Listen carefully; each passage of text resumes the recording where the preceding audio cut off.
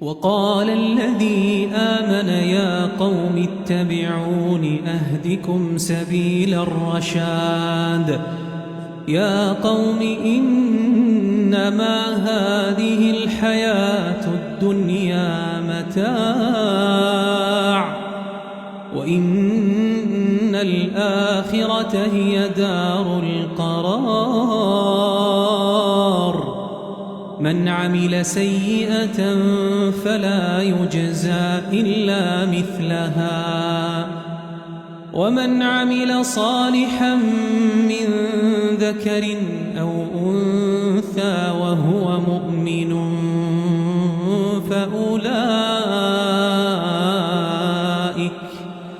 فأولئك يدخلون الجنة يرزقون فيها بغير حساب ويا قوم ما لي أدعوكم إلى النجاة وتدعونني إلى النار تدعونني لأكفر بالله وأشرك به ما ليس لي به علم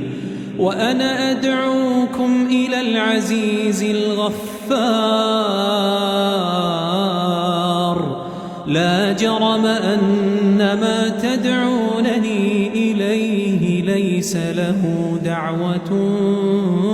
في الدنيا ولا في الآخرة وأن مردنا إلى الله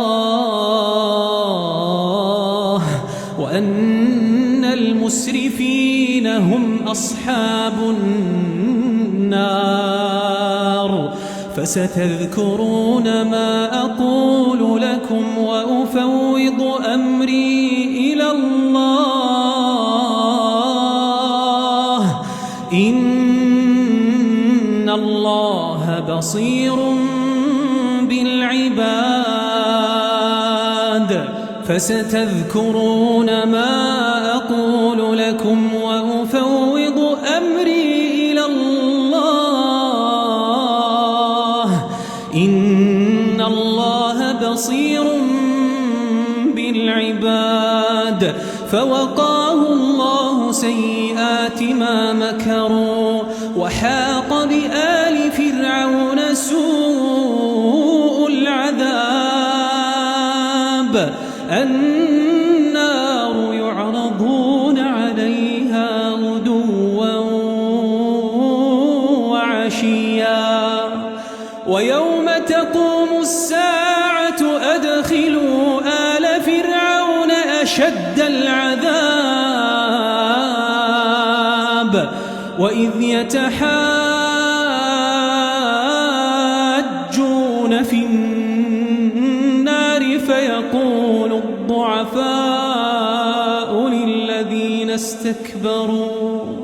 فيقول الضعفاء للذين استكبروا إنا كنا لكم تبعا فهل أنتم مغنون عنا نصيبا من النار